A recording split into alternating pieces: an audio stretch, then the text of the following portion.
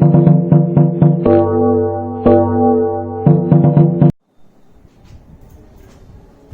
વિદ્યાર્થી મિત્રો, ધોરણ નંબર 8 ની અંદર આપણે ચેપ્ટર નંબર 6 ચાલી રહ્યું છે વિજ્ઞાનમાં, દહન અને જ્યોત. બરોબર છે. અને ગયા લેક્ચરમાં આપણે દહન વિશે ભણ્યા. મતલબ કે કોઈ પણ વસ્તુ સળગાવવાની આવે છે તે પહેલા તો કઈ વસ્તુ સળગી શકે છે, તો દહનશીલ પદાર્થો કયા કયા છે એની ચર્ચા કરી. અને એના પછી આપણે જે આગ જે છે એને નિયંત્રિત કરવાના ઉપાયો જોયા હતા. બરોબર છે, કે કેવી રીતે એને નિયંત્રિત કરવાના આવે. આજે જ્યોત વિશે ભણવાના છે. શેના વિશે? જ્યોત વિશે ભણવાના છે. મતલબ કે શું? તો કે તમે કયા કયા પદાર્થો વિશે એવું કહી શકો કે જ્યોતશીલ પદાર્થ છે. મતલબ કે તમે અલગ અલગ ઉદાહરણ લઈ લો. જેમ કે હું લઈ લઉં લાકડું. શું લઈ લઉં? લાકડું લઈ લઉં. તો લાકડું સળગે છે તો કેવા પ્રકારની જ્યોત ઉત્પન્ન થાય વિચારી લો. લાકડું સળગે છે તો પીળા કલરની જ્યોતિ સળગી ઉઠે છે. બરોબર છે, એટલે જ્યોત મળે. જ્યોત મળે. ધારો કે હું એમ કહું કોલસો, તો જ્યોત મળે કોલસાના સળગાવો તો? કોલસાના સળગાવો તો જ્યોત મળે નહીં. જ્યોત મળે નહીં. ખાલી શું થાય? અંગારા જ એના થાય. બરોબર છે. શું જોવા મળે? અંગારા જોવા મળે. આમ સળગેલી જ્યોત જોવા મળતી નથી. તમને ખ્યાલ આવી ગયો છે? એના પછી શું છે તો કે હું લઈ લઉં મીણબત્તી. મીણબત્તી સળગાવવામાં આવે તો જ્યોત મળે. મળે? ખબર? યસ. LPG gas. તો તમારા એલપીજી એટલે શું છે? લિક્વિફાઈડ પેટ્રોલિયમ ગેસ, કે જે તમારા ઘરમાં આવે છે એ ગેસ. તો એ ગેસ જ્યોત આપે તો કે હા જ્યોત આપે. જ્યોત મળે. ખાલી કોલસો જે જ્યોત આપતું નથી. અત્યારે તમે જે જાણો છો એ પદાર્થોમાં કોલસો છે એ જ્યોત આપે નહીં. પછી છાણા લઈ લો. શું લઈ લો? છાણા. તો છાણાના સળગાવો તો અંગારા જ થાય ખાલી, એની જ્યોત નહીં મળે. પડે ખબર? તો અમુક એવા પદાર્થ છે કે જેમાં જ્યોત મળે છે, અમુક એવા પદાર્થ છે કે જેમાં જ્યોત મળતી નથી. તો એની જાણકારી હોવી જોઈએ. હવે જેની અંદર જ્યોત મળે છે એમાં અલગ અલગ રંગની જ્યોત મળે. ઘણી વાર જુઓ તમે, જેમ કે તમે એલપીજી ને સળગાવો ગેસના, તો તમે જે ખોરાક બનાવો છો એ ગેસ જે એલપીજી છે તો એનો રંગ અલગ હોય છે. મતલબ કે બ્લુ રંગની જ્યોતથી સળગે છે. જ્યારે તમે લાકડું સળગાવો છો તો એની જ્યોત અલગ હોય છે, લાલ રંગની જ્યોત હોય. મીણબત્તીની જ્યોત પીળાશ પડતી થોડી જ્યોત હોય. એટલે જ્યોતના રંગ પ્રમાણે અલગ અલગ હોય છે. અલગ અલગ રંગ હોવાનું માત્ર એટલું જ કારણ છે કે એની જ્યોત જે છે એની ગરમીના પ્રમાણમાં એની જ્યોતનો રંગ હોય. તો એના વિશે શીખવાના છે આજે. તો પહેલા નંબરનો ક્વેશ્ચન આપણો એ આવે છે કે મીણબત્તીની જ્યોત કેવી હોય. બરોબર છે? શું છે મીણબત્તીની જ્યોત?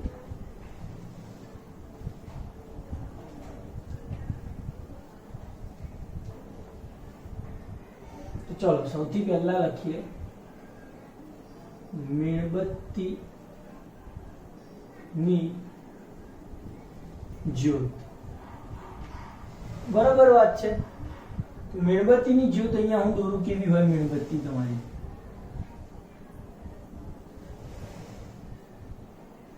તમારે આકૃતિ દોરવી પડશે એટલે ધ્યાન રાખજો.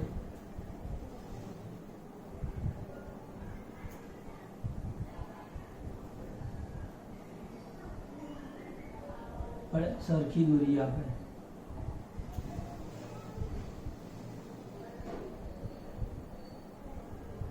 પહેલી વખત સરખી આવી ગઈ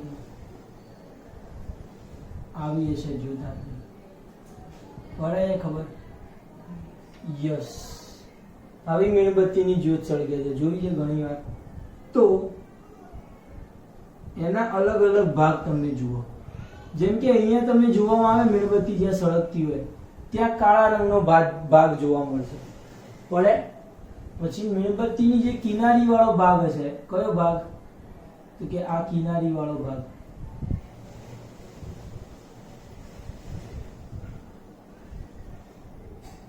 એ કેવા રંગનો હશે?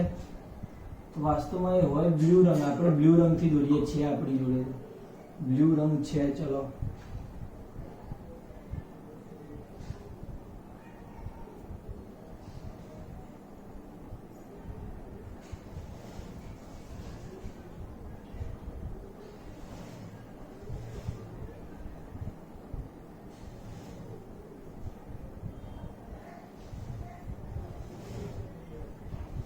યસ. અને વચ્ચે વાળો જે ભાગ આવશે એ કેવો હશે? પીળા રંગનો ભાગ આવશે. પણ મારી પાસે નથી એટલે હું લાલ રંગથી દોરું છું. ખ્યાલ આવે? તમારી મીણબત્તી આવી હશે, દેખાય કમ્પ્લીટ? યસ. એની અંદર સૌથી ઉપરનો ભાગ, મતલબ કે આ સૌથી બહારનો ભાગ શું છે? સૌથી બહારનો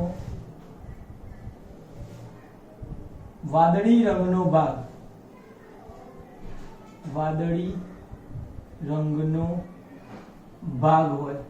પછી શું આવે છે? અંદરનો, એટલે મધ્યમાં રહેલો પીળા રંગનો ભાગ.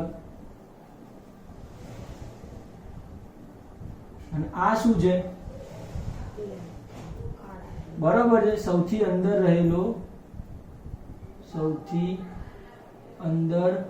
રહેલો કાળા રંગનો ભાગ. ખબર પડે છે બધાને? અને આ જે છે, આ ભાગ છે એ સૌથી ગરમ હોય. કેવો હોય? સૌથી વધુ ગરમ, જે બ્લુ કલરનો છે. પછી મધ્યમ ગરમ હોય, અને સૌથી ઓછો ગરમ હોય. વચ્ચેનો કાળો ભાગ જે છે એ પડે સૌથી ઓછો ગરમ.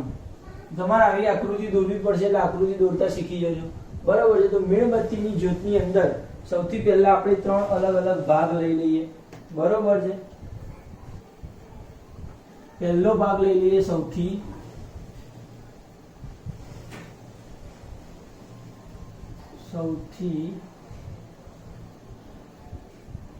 બહારનો અથવા તો અંદરનો ભાગ સૌથી પહેલા લઈએ. સૌથી અંદરનો ભાગ.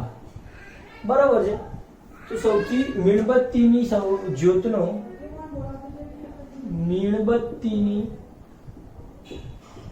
જ્યોતનો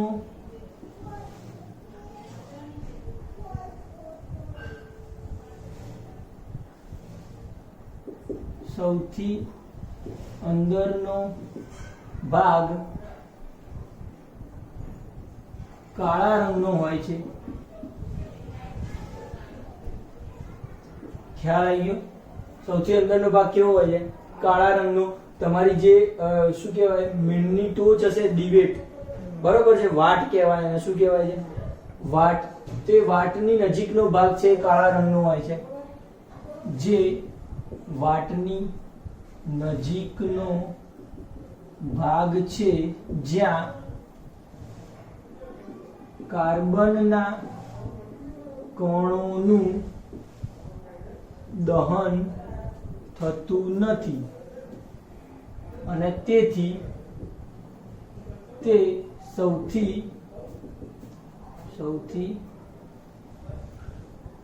ઓછો ગરમ હોય છે. જે વચ્ચે વાળો જે ભાગ છે એ કેવો હોય છે? સૌથી ઓછો ગરમ હોય. ખ્યાલ આવી ગયો? અને તે વાટની નજીકનો ભાગ છે, કાર્બનના કણોનું દહન થતું નથી પૂરેપૂરું ત્યાં. ખ્યાલ આવી ગયો છે? બીજા નંબરનો ભાગ જોઈએ. બીજો ભાગ શું છે? તો કે મધ્યમાં રહેલો ભાગ. બરોબર છે? તો મીણબત્તીની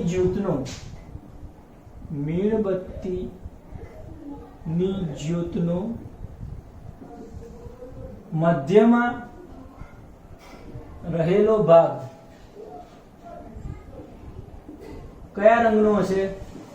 પીળા રંગનો હોય છે. યાદ રહેશે બધાને? કયા રંગનો હોય છે મીણબત્તીનો? મધ્યમાં રહેલો ભાગ પીળા રંગનો હોય છે. અને તેમાં કાર્બનના કણોનું અપૂર્ણ દહન થાય છે અને જેથી તે ભાગ મધ્યમ ગરમ હોય છે. ના ખબર પડી. મીણબત્તીની જ્યોત જે છે એની વચ્ચે વાળો જે પીળા રંગનો ભાગ છે એ શું હોય છે? મધ્યમ ગરમ હોય છે. એ તમને યાદ આવવું જોઈએ. અને આ જ્યોતનો વિસ્તાર સૌથી મોટો છે. આ જ્યોતનો વિસ્તાર સૌથી મોટો છે. નથી ખબર પડી રહી છે તમને લોકોને કમ્પ્લીટ? તો આપણે જે ભણી રહ્યા છીએ એમાં શું છે? મધ્યમાં રહેલો ભાગ આ પ્રકારનો હોય જે તમને આકૃતિમાં મેં સમજાવેલો છે. હવે આવે છે ત્રીજા નંબરનો પોઈન્ટ અને એ છે સૌથી બહારનો ભાગ.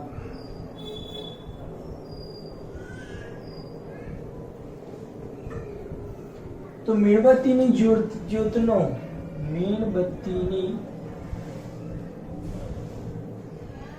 જ્યોતનો સૌથી બહારનો ભાગ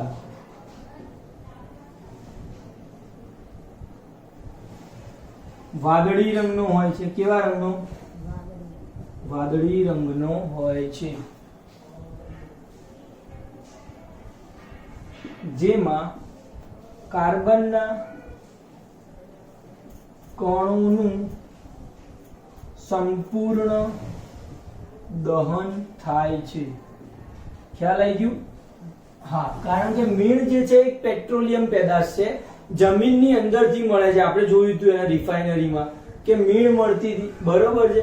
તો પેરાફિન મીણ જે છે એ પેટ્રોલિયમ પેદાશ છે. જમીનમાંથી અવશેષોમાંથી પ્રાપ્ત થતી પેદાશ છે. એની અંદર કાર્બન હશે તો એ કાર્બનના કણોનું કેવું દહન થાય છે? સંપૂર્ણ દહન થાય છે અહીંયા બહારના ભાગમાં. અને તેના કારણે જ્યોતનો બહારનો ભાગ સૌથી વધુ ગરમ હોય છે. ખ્યાલ આવી ગયો? એટલે તમને જ્યોતની અહીંયા વચ્ચેવાળા ભાગથી જેટલું દજાય એના કરતા ઉપરના ભાગથી સૌથી વધારે દાજી જશો તમે. પડે છે ખબર? અને એટલા માટે જ તો તમે કોઈ વસ્તુ સળગાવવાની હોય, તમારે ધારો કે જ્યોતની મદદથી અગરબત્તી સળગાવી છે અથવા તો તમે દિવાળીમાં તારામંડળ સળગાવો છો, બરોબર છે? તે એક્સપિરિયન્સ બધાએ કર્યો હોય. તો તમારે તારામંડળ તમારી જ્યોતની વચ્ચે અથવા નીચે રાખવું એના કરતા તમે જ્યોતની ટોચ ઉપર રાખો તો તમારું તારામંડળ ઝડપથી સળગશે. પડે? તો આપણને ભણીએ તો આવું શીખવા મળવું જોઈએ કે તમે તારામંડળ ક્યાં રાખો? ટોચની ઉપર રાખો, જ્યોતની સીધી ટોચ ઉપર. તો ત્યાં સૌથી વધુ ગરમ ભાગ છે એટલે ઝડપથી સળગશે તમારું તારામંડળ. ખ્યાલ આવે છે? એટલે એ યાદ રાખવું જોઈએ. અથવા અગરબત્તી પણ તમારી ઝડપથી સળગી શકે છે. તે ટોચનો ભાગ છે એટલે સૌથી વધારે ગરમ હશે. તો મીણબત્તીની જ્યોત વિશે આ ટૂંકમાં ખાસ પૂછાતી હોય છે તો તમારે લખવાની છે. તો તમારે આકૃતિ સહિત લખવી પડશે. મીણ દોરવી પડે, એનો ભાગ, એનું નામ નિર્દેશન કરવાનું અને અંદરનો ભાગ, મધ્યનો અને બહારનો ભાગ લખવાનો છે. જેની અંદરનો ભાગ જે છે કાળા રંગનો હોય, બહારનો મધ્યમાં રહેલો ભાગ છે પીળા રંગનો અને બહારનો ભાગ છે વાદળી રંગનો હોય છે. ખ્યાલ આવી ગયો તમને કમ્પ્લીટ? હવે આગળ જઈએ તો કે જ્યોતના અલગ અલગ રંગ તો જોયા. હવે એના કારણથી આપણને ફાયદો શું છે? તો કે જ્યોતમાં ધારો કે જે સોની હોય છે, સોની મતલબ કે જે સોનાના ઘરેણાનો જે બિઝનેસ થતો હોય એ સોની. તો એ લોકો જ્યારે પીગાળવાની વાત કરે, સોનાને પીગાળવાનું હોય તો ત્યારે એ જ્યોત જે હતી તમારી એની ટોચ ઉપર ફૂંક મારે, બરોબર છે? ભૂંગળીની મદદથી એમાંથી ફૂંક મારે અને એ ફૂંક સીધી પાછળ રાખેલા સોના ઉપર પડે અને સોનું પીગળી જાય તરત. પડે? તો એ રીતે સોનાના આકાર આપતા હોય ફૂંક મારી અને એના માટે કોનો ઉપયોગ કરે? તો ટોચના ભાગનો ઉપયોગ કરે, બરોબર છે? ત્યાં ભૂંગળી જે છે એ ટોચના ભાગે રાખીને ફૂંક મારે. એનું કારણ માત્ર એટલું જ કે સોનું ગરમ ભાગ છે એટલે ઝડપથી ઓગળશે, પડે અને આકાર આપશે સોનાનો, બરોબર? તો એ તમને ધ્યાન આવવું જોઈએ. હવે બીજું જોઈએ, એનું નામ છે કેલરી. કેલરી મૂલ્ય કોણ કહેવાય? તો તમે કેલેરી એટલે તમારું એક આપણા શરીરની અંદર પણ એક કેલેરીની વાત આવે છે, તો તમને ખબર હોવી જોઈએ કેલેરી એક શું વસ્તુ છે, બરોબર છે? તો કેલરી એટલે કે 1 કિલોગ્રામ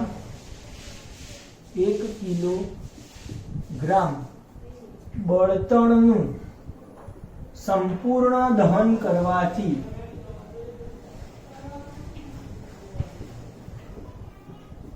મળતી ઉષ્મા ઉર્જાને શું કહેવાય છે? 1 કેલરી મૂલ્ય કહે છે.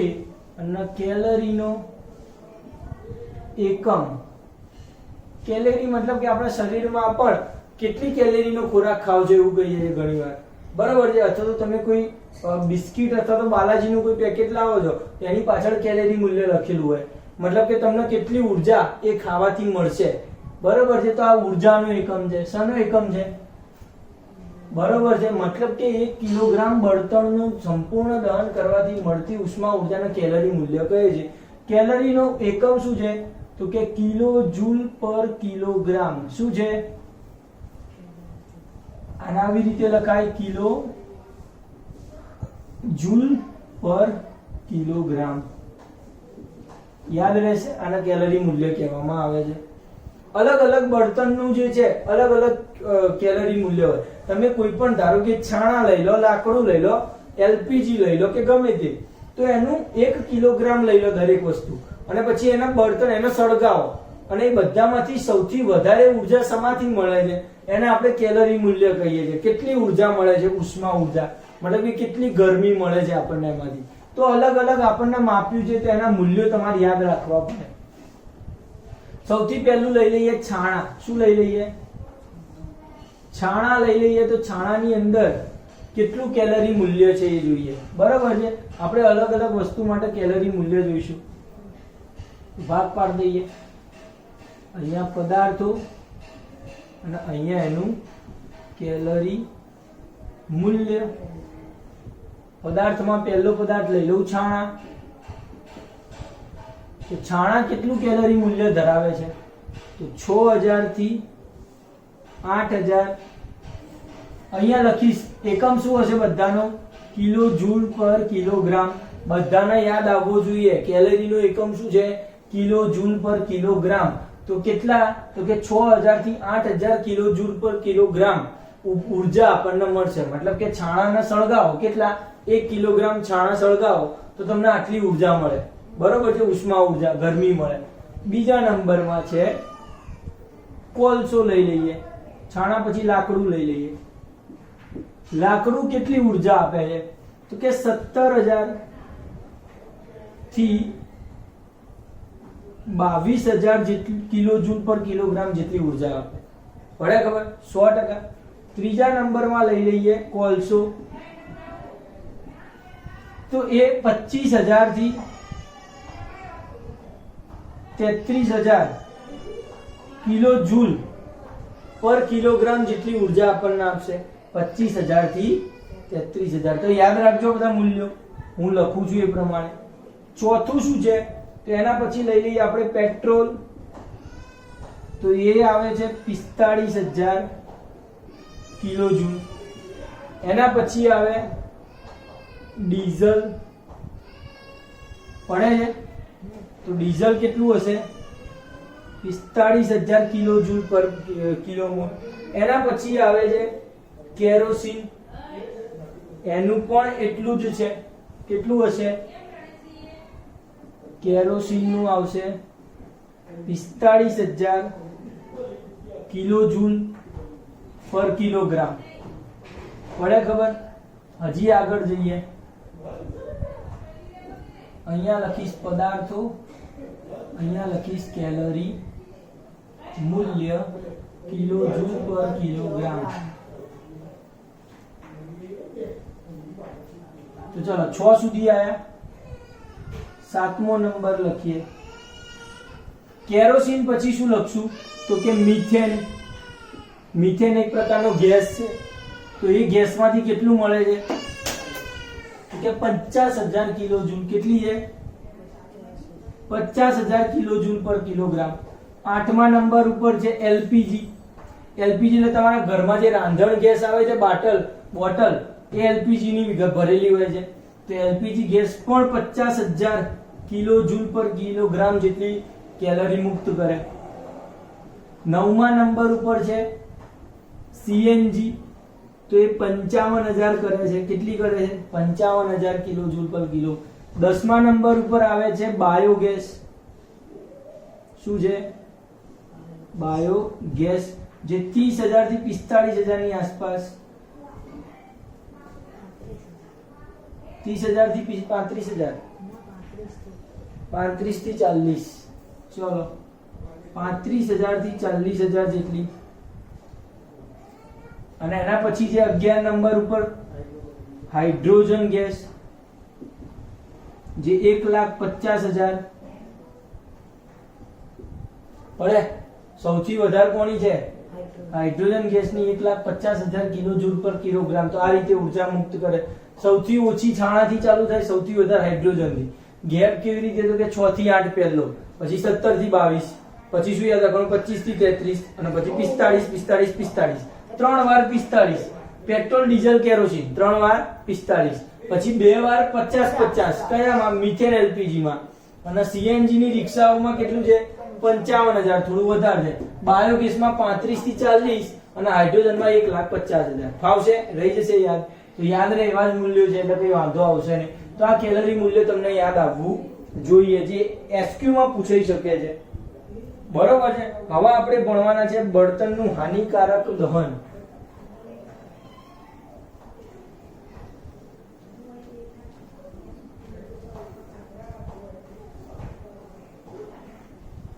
અથવા તો બળતણનું દહન કરવાથી થતી હાનિકારક અસરો.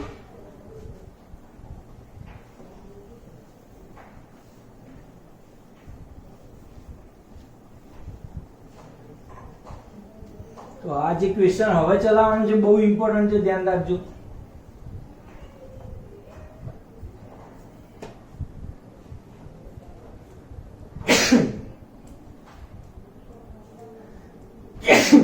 સરસ. મુદ્દા નંબર 1. સૌથી પહેલા તો ક્વેશ્ચન લખી નાખું. શું લખીશ ક્વેશ્ચનમાં? બળતણની હાનિકારક અસરો. પડશે ખબર બધાને?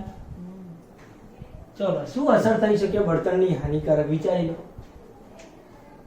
મુદ્દા નંબર 1. મુદ્દા નંબર 1 તો કે કોલસો,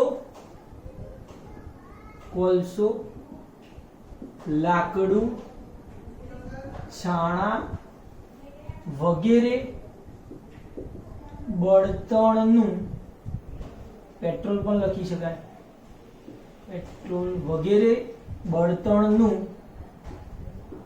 દહન કરવાથી, શું કરવાથી? દહન કરવાથી કાર્બન મોનોક્સાઇડ. ધ્યાન રાખજો, અલગ વાયુ આવ્યું છે જે તમે કદાચ ભણ્યા નહીં હોય. ભણ્યા છો કાર્બન મોનોક્સાઇડ. તમે કાર્બન ડાયોક્સાઇડ ભણ્યા હતા. તો કાર્બન ડાયોક્સાઇડ કેવો હોય? CO2. શું હોય? CO2 ને કહીએ તમે કાડા,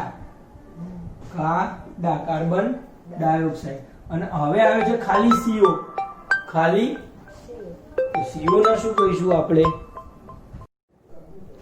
ચલો, આપણે અહીંયા ભણી રહ્યા હતા કાર્બન મોનોક્સાઇડ કહેવાય. CO ને શું કહીશું આપણે? કામો, કાર્બન મોનોક્સાઇડ. તો આ જે વગેરેનું દહન કરવાથી શું ઉત્પન્ન થાય છે? કાર્બન મોનોક્સાઇડ પણ ઉત્પન્ન થાય છે. કાર્બન મોનોક્સાઇડ વાયુ ઉત્પન્ન થાય છે, જે ખૂબ જ ઝેરી વાયુ છે અને બંધ ઓરડામાં ભરી રાખવામાં આવે, ઓરડામાં રાખવામાં આવે તો માણસનું મૃત્યુ પણ થઈ શકે છે, થઈ શકે છે. પોઈન્ટ નંબર 2 ના ખબર પડી પહેલામાં. પહેલો મુદ્દો કોનો લખવાનો તમારે? કામો, કાર્બન મોનોક્સાઇડ નો રહેશે યાદ. બીજો લખવાનો છે કે અશ્મિ બળતણનો ઉપયોગ કરવાથી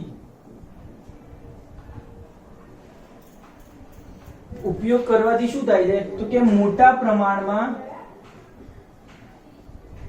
કાર્બન ડાયોક્સાઇડ વાયુ ઉત્પન્ન થાય છે. હવે આવ્યો કાર્બન ડાયોક્સાઇડ વાયુ ઉત્પન્ન થાય છે જે મોટું પ્રદૂષણ કરે છે, પ્રદૂષણ ફેલાવે છે અને ગ્લોબલ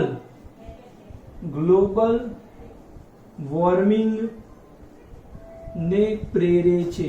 આપણે ચર્ચા કરી છે ગયા ચેપ્ટરમાં ગ્લોબલ વોર્મિંગ. તો ચલો શું હતું બોલો?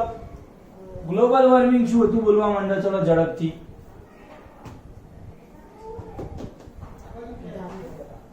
ના, ગ્લોબલ વોર્મિંગ બહુ મસ્ત શબ્દ છે અને માત્ર કાર્બન ડાયોક્સાઇડ વાયુના કારણે થાય. હું તમને સમજાવી દઉં એટલે પછી તકલીફ ના પડે તમને. તો વાસ્તવમાં આ પૃથ્વી છે. શું છે? આપણી પૃથ્વી. એની આજુબાજુ પૃથ્વીનું વાતાવરણ છે. શું છે? ઉપર જે છે એ પૃથ્વીના ધ્રુવ પ્રદેશો છે. શું પ્રદેશો છે? મતલબ કે ઠંડા પ્રદેશો છે. હિમાલયની ગિરિમાળાઓ મતલબ કે ઉપરના પ્રદેશોમાં આવેલી હોય. બીજા મતલબ કે બરફ જેવા પ્રદેશો જે છે, એન્ટાર્કટિકા મહાસાગર ને બધું, એ બધું ક્યાં આવેલું છે? ઉપરના ધ્રુવ પ્રદેશોમાં. તો વાસ્તવમાં થાય છે શું? તો કે આ પૃથ્વીનું જે વાતાવરણ છે, હવે સૂર્યના કિરણો જે છે, કોના કિરણો? સૂર્યના કિરણો પૃથ્વીની સપાટી ઉપર પડે, બરાબર? અને પૃથ્વીની સપાટી પરથી પરાવર્તન પામે છે અને અલગ અલગ દિશાઓમાં જાય. હવે જે સૂર્યના કિરણ પૃથ્વી પર પડ્યા છે એમાંથી અમુક જે કિરણો છે જેના પારરત અને પારજાંબલી કિરણ કહેવાય અથવા તો યુવી રે કહેવાય. યુવી રે એટલે કિરણ, યુવી રેઝ કહેવાય છે. તો અલ્ટ્રાવાયોલેટ કિરણ. તો આ જે કિરણો જે છે એ નીચે જે વાયુ રહેલા છે ને એમાં મોટા ભાગે કયો વાયુ હોય? કાર્બન ડાયોક્સાઇડ, કારણ કે સૌથી ભારે વાયુ છે, બરોબર છે? વાતાવરણનો સૌથી ભારે એટલે નીચે એરો વાયુ છે. તો આ વાયુ ઝડપથી ગરમ થાય છે. તો કાર્બન ડાયોક્સાઇડ વાયુ ગરમ થાય છે અને જેના કારણે શું થાય છે? તો કે પૃથ્વીનું વાતાવરણ ગરમ થાય છે, બરોબર છે? મતલબ કે ટેમ્પરેચર વધારે પૃથ્વીનું, આ કાર્બન ડાયોક્સાઇડ વાયુ, કારણ કે ઝડપથી ગરમ થઈ ગયું. હવે શું થશે? તો કે અહીંયા ધ્રુવ પ્રદેશો અથવા તો ઠંડા પ્રદેશોનો બરફ છે એ ગરમી લાગશે પૃથ્વીને એટલે એ બરફ પીગળશે. હવે જેવો બરફ પીગળે છે તો એ બધો બરફ હવે પૃથ્વી, આખી પૃથ્વી ઉપર તો કેટલા બધા બરફના ડુંગરો છે ઉપર ધ્રુવ પ્રદેશો ઉપર. તો એ પૃથ્વીના એ બરફના ડુંગર જે છે એ પીગળે છે અને એનાથી મહાસાગરોમાં પાણીની સપાટી ઊંચી આવે છે, પડે છે. અને મહાસાગરોની પાણીની સપાટી ઊંચી આવે છે એટલે મહાસાગરોના તટ ઉપર રહેલા બધા પ્રદેશો ડૂબી જાય. અને કદાચ ગ્લોબલ વોર્મિંગના કારણે એવી આગાહી લગાવવામાં આવી છે કે ગુજરાતને પણ મોટું નુકસાન થશે. મતલબ કે દરિયા કિનારાના વિસ્તાર છે, ગુજરાતનો સૌથી મોટો 1600 કિલોમીટરનો વિસ્તાર મળે દરિયા કિનારાનો, તો એમને નુકસાન થવાનું છે. મતલબ કે ડૂબી જશે. પછી મુંબઈ નગરી અડધી ડૂબી જવાની છે 101 વર્ષ પછી, જો આવું ના રહ્યું. કારણ કે ગ્લોબલ વોર્મિંગ વધી રહ્યું છે, પ્રદૂષણ વધી રહ્યું છે, કાર્બન ડાયોક્સાઇડ વધે એટલે ગ્લોબલ વોર્મિંગ થાય. તો આને ગ્લોબલ વોર્મિંગ કહે છે. પૃથ્વીનું વાતાવરણ ગરમ થવાની ઘટના એટલે ગ્લોબલ વોર્મિંગ. ફિટ થઈ ગયું મગજમાં? 100%? યસ. તો હવે આવડવું જોઈએ. મોટા પ્રમાણમાં કાર્બન ડાયોક્સાઇડ વાયુ ઉત્પન્ન થાય છે જે મોટું પ્રદૂષણ ફેલાવે છે અને ગ્લોબલ વોર્મિંગને પ્રેરે છે. ક્લિયર વાત છે? યસ. તો આ બીજો મુદ્દો છે યાદ રાખવાનો. અને જે ગ્લોબલ વોર્મિંગ થી શું થાય છે? જેથી મહાસાગરોની પાણીની સપાટી ઊંચી આવે છે અને કિનારાના પ્રદેશો ડૂબી જાય છે, બરાબર છે? હિન્દ મહાસાગર ને બધું જે છે એ બધું શું છે? સપાટી પાણીની ઊંચી આવે એટલે કિનારાના પ્રદેશો ડૂબી જશે. પોઈન્ટ નંબર 3 ઉપર આયા. પહેલો કાર્બન મોનોક્સાઇડ નો પોઈન્ટ, બીજો કાર્બન ડાયોક્સાઇડ નો પોઈન્ટ, જેમાં ગ્લોબલ વોર્મિંગ લખી નાખવાનું એટલે તમારો મુદ્દો પૂરો થઈ જાય. ત્રીજા નંબરના પોઈન્ટ ની અંદર શું લખશો? તો બીજું એવું તમે વિચારો કે જેમાં બળતણથી તમને હાનિકારક અસર બહુ મોટી થતી હોય તેવો કયો ટોપિક છે? વિચાર લો, જલ્દી કરો.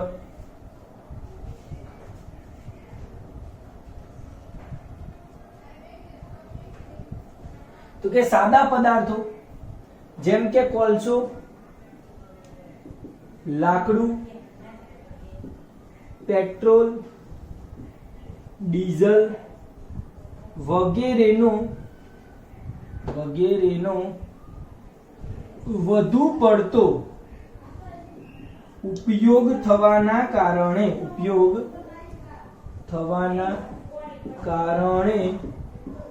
વધુ માત્રામાં પ્રદૂષણ ફેલાય છે. શું થાય છે? ફેલાય છે અને ઝેરી વાયુઓ હવામાં ભળે છે,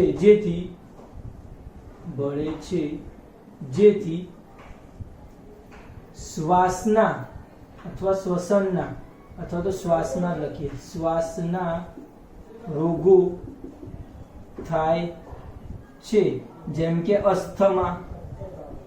ઉદાહરણ તરીકે શું લખવાનું? અસ્થમા. અસ્થમા એટલે દમનો રોગ, જે પેલો શ્વાસ ચડી જતો હોય છે, ખબર છે અમુક જણાને અસ્થમા કહીએ છીએ એને. તો એવા રોગો થાય છે આ બધા વસ્તુનું દહન કરીએ, બરોબર છે, તો વધારે પડતું પ્રદૂષણ થાય અને પ્રદૂષણમાં ઝેરી વાયુઓ ઉત્પન્ન થાય અને આ પ્રદૂષણના કારણે શું થશે? શ્વાસના રોગો થશે, તો એ આપણને નુકસાન ફેલાવશે. તો ત્રીજામાં શું લખશો આપણે? શ્વાસના રોગો. ત્રીજું નુકસાન શું લખશો? ત્રીજું હાનિ શ્વાસના રોગો. યાદ આવશે? ચોથા નંબરની હાનિ લખીએ હવે.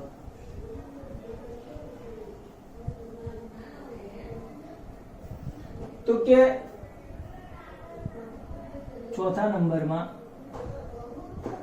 ડીઝલ અને કેરોસીનના દહનથી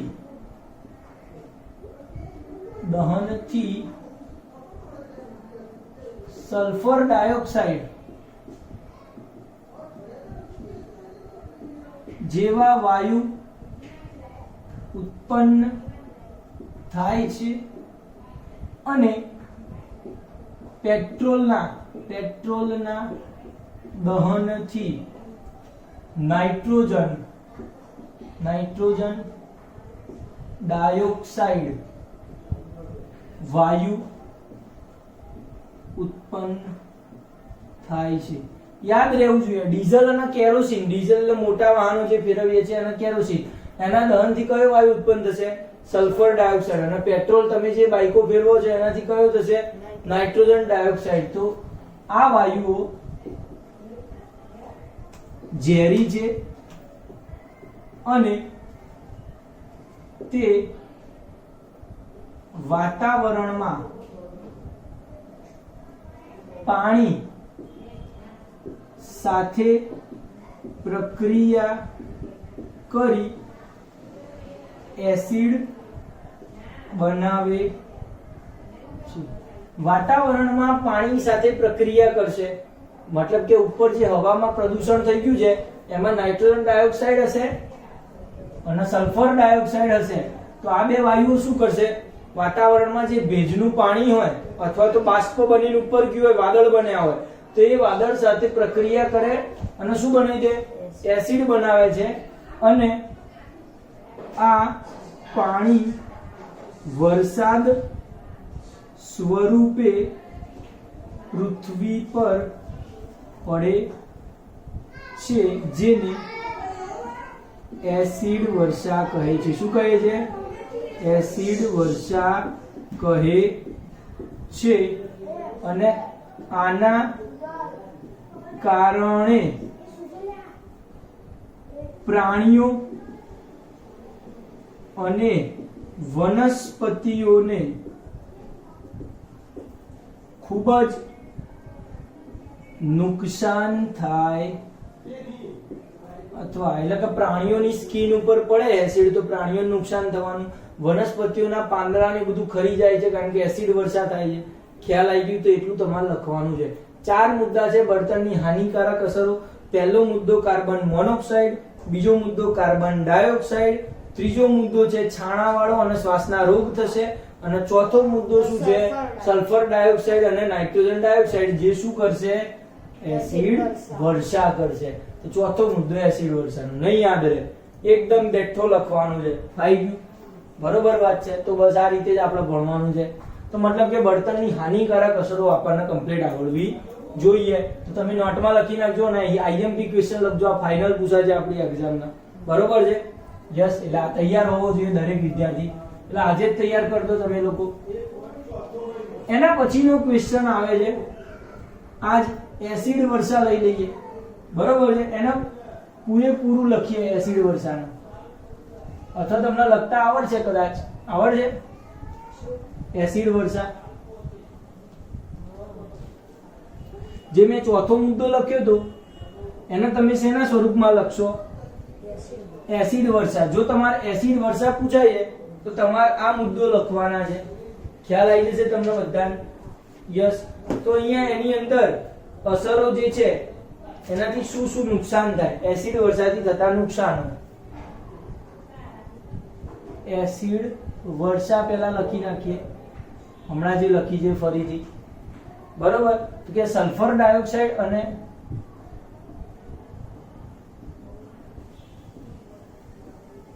નાઇટ્રોજન ડાયોક્સાઇડ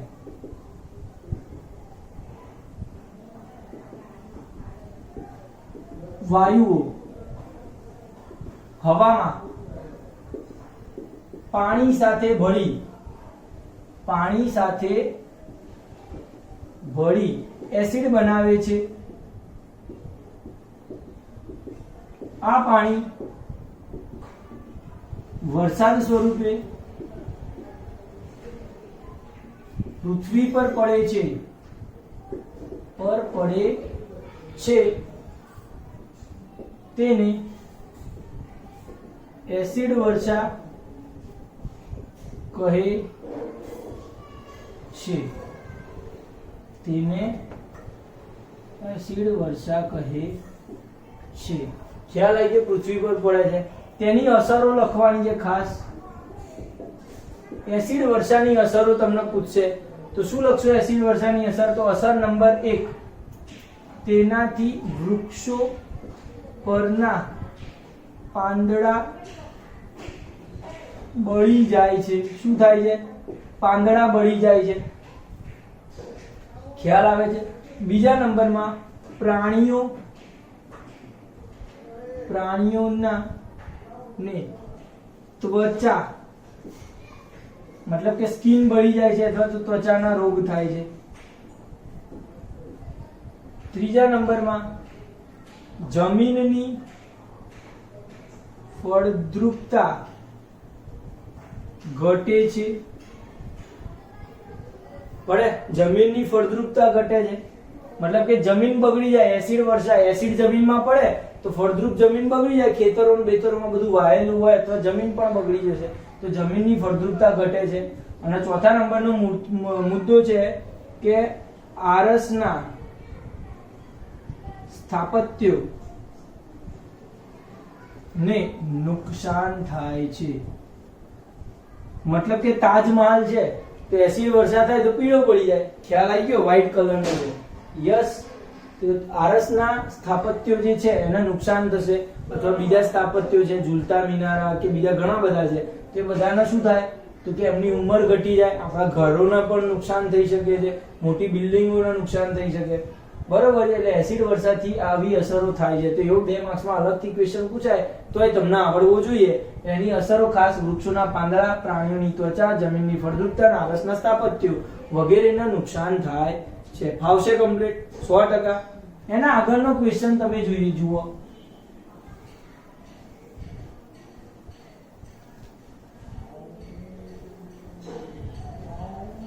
એના આગળનો ક્વેશ્ચન શું છે જુઓ. આદર્શ બળતણ એટલે શું? શું છે આદર્શ બળતણ એટલે શું? તો શું લખી શકીએ આન્સરમાં? આદર્શ બળતણ એટલે આદર્શ બળતણ એટલે જે બળતણ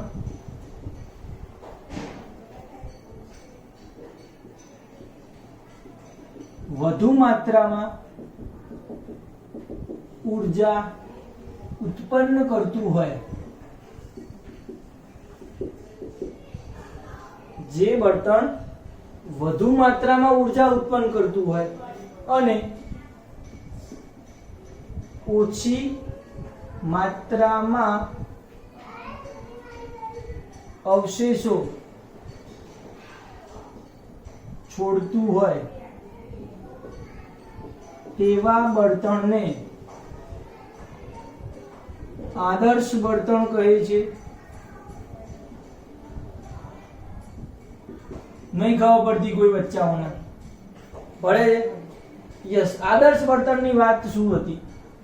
તો કે એવું બળતણ જેમ કે એલપીજી જેવું અથવા સીએનજી જેવું કે જે શું કરે, વધુ માત્રામાં ઉર્જા ઉત્પન્ન કરે, જોરદાર ઉર્જા ઉત્પન્ન કરે ગરમ, અને પછી શું છે, ઓછી માત્રામાં અવશેષો, મતલબ કે સળગાયા પછી કઈ અવશેષો છોડતું હોય નહીં, કશું વધે વચ્ચે નહીં. કારણ કે જો ધારો કે છાણા સળગાયા અથવા લાકડું સળગાયું તો તમે સળગાયા પછી શું જુઓ છો, તો ઉર્જા ઉત્પન્ન થશે, ઓછી માત્રામાં થશે અને વધારામાં શું થશે, વચ્ચે જે રાખ કે કોલસો ને એવું બધું વધારે માત્રામાં છોડશે અથવા પ્રદૂષણ પણ વધારે માત્રામાં કરશે, તો એ આદર્શ બળતણ કહી શકાય નહીં. પડે પણ એલપીજી અને સીએનજી વગેરે જેવાને આપણે આદર્શ બળતણ કહી શકીએ, કારણ કે એ વધુ માત્રામાં ઉર્જા ઉત્પન્ન કરે છે અને ઓછી માત્રામાં અવશેષો, મતલબ કે સળગ્યા પછી કશું રાખ કે એવું કઈ બહુ વધતું નથી. ખ્યાલ આવી ગયો? તો આદર્શ બળતણના ગુણધર્મો જુઓ. શું જુઓ? ગુણધર્મો મતલબ કે ગુણ કેવા હોય, આદર્શ બળતણ કેવું હોવું જોઈએ? તો કે પહેલો મુદ્દો તો પ્રમાણમાં સસ્તું અને સરળતાથી ઉપલબ્ધ હોવું જોઈએ. ઉપલબ્ધ હોવું જોઈએ મતલબ કે આદર્શ બળતણ હોય તો પણ એ સસ્તું હોવું જોઈએ, પોસાય એવું તો હોવું જોઈએ ને, બરોબર છે? યસ, અને સરળતાથી મળી જવું જોઈએ, તો એને આદર્શ બળતણ કહી શકાય. બીજું, વધુ માત્રામાં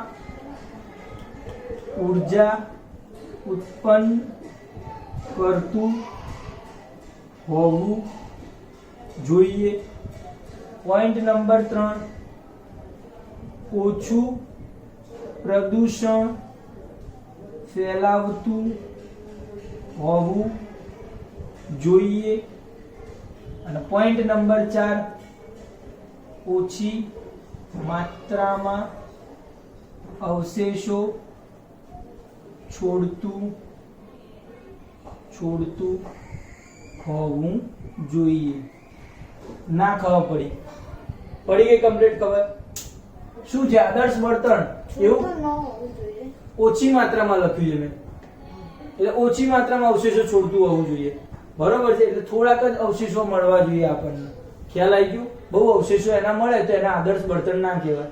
તો આ 4 ગુણધર્મો છે એના. સસ્તું અને સરળતાથી, મતલબ કે ગામડામાં જાવ તો તમને લાકડું સૌથી સસ્તું અને સરળતાથી મળી જાય, ગમે તે ઝાડ કાપો એટલે લાકડું તૈયાર. એ શું છે, ગામડાવાળા લોકો માટે આદર્શ બળતણ થઈ ગયું, પણ શહેરના લોકો માટે આદર્શ બળતણ ના કહેવાય.